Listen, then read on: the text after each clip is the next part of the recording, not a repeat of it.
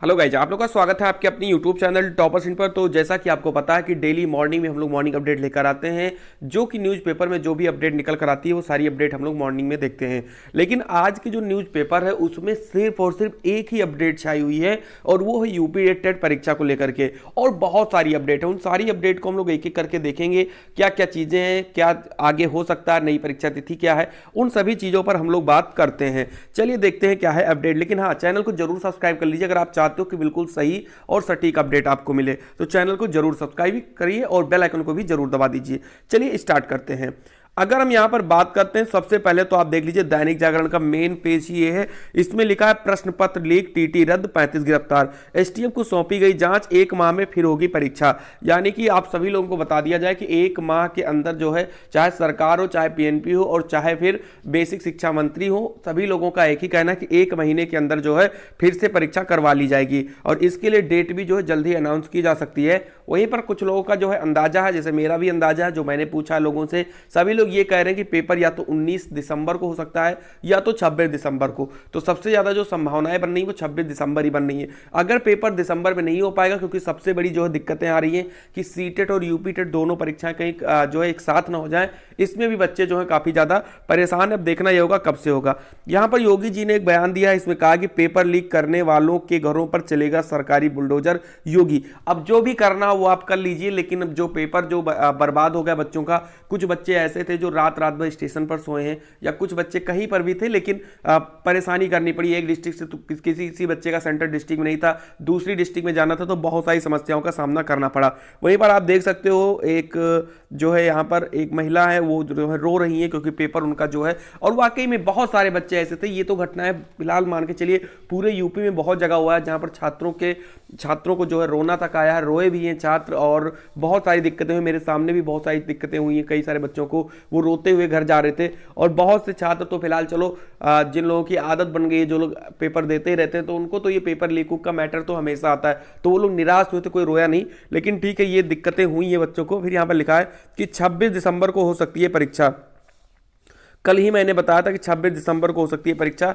UP TET की नई तारीख 26 दिसंबर हो सकती है। परीक्षा नियामक प्राधिकारी उत्तर प्रदेश ने पहले इसी तारीख का प्रस्ताव शासन को भेजा था, लेकिन बेसिक शिक्षा मंत्री ने पहले परीक्षा कराने का निर्देश दिया था। अब सरकार ने 1 माह के अंदर कराने का ऐलान किया, इसलिए नई परीक्षा 26 दिसंबर हो सकती है। आप यहाँ पर देख सकते हो। वहीं पर हम बात करते हैं, नकल माफिया को पकड़ने के लिए जाल बिछाया गया था। इस मामले में विभिन्न जिलों में गिरफ्तारी हुई, इसमें बिहार सहित अन्य राज्यों के साल भर भी पकड़े गए। मामले की जांच एसटीएफ को सौंपी गई है। उसके बाद आप यहाँ पर देख सकते हो हर एक चीज़ लिखी हुई है, और जो इसमें और भी खास खास अपडेट है उनको हम देख लेते हैं। यहाँ पर आप देख सकते हो सबसे नीचे एक अपडेट है कि सहायक अध्यापक निकला सालभर गिरोह का सरगना।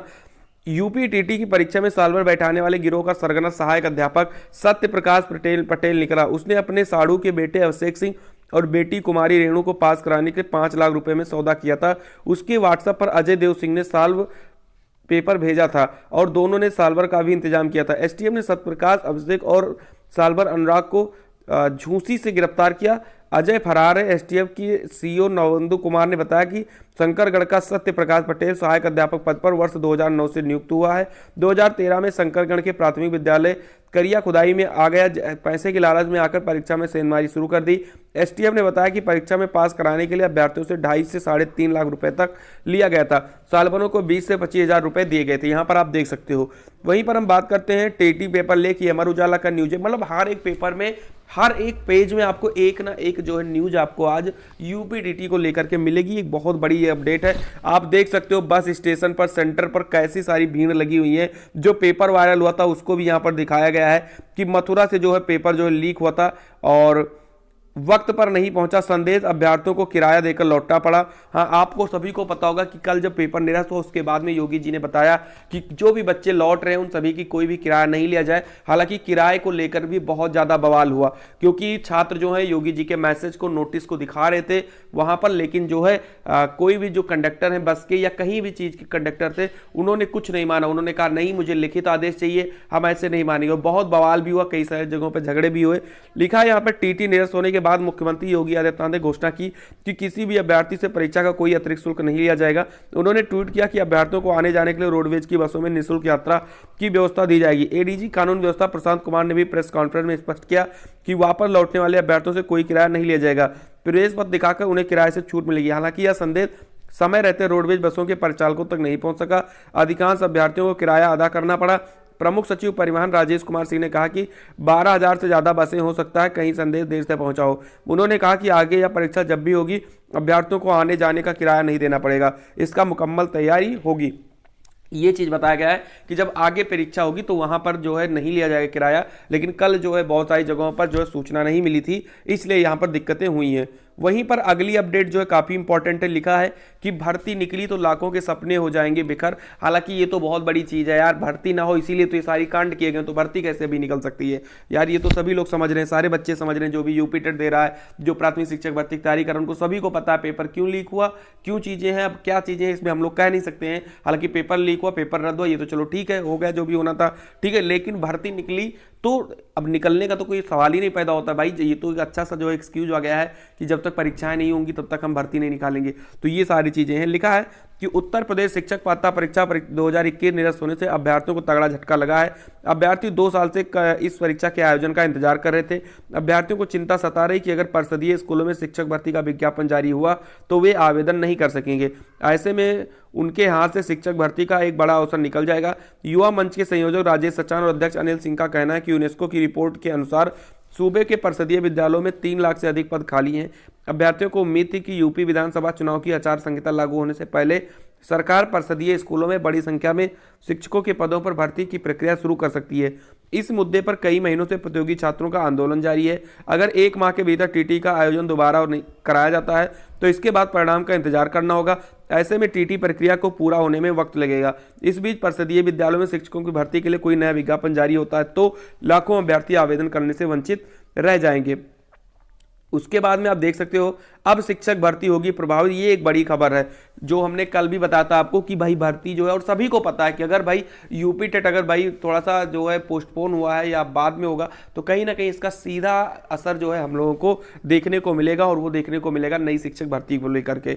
लिखा है उत्तर प्रदेश शिक्षक पात्रता परीक्षा यूपी टेट निरस्त होने से बेरोजगारों को झटका लगा है। डीएलएड और बीएड प्रशिक्षित बेरोजगार लंबे समय से भर्ती शुरू करने की मांग करते। 69,000 भर्ती के बाद से दूसरी नियुक्ति प्रक्रिया शुरू नहीं हो सकी थी।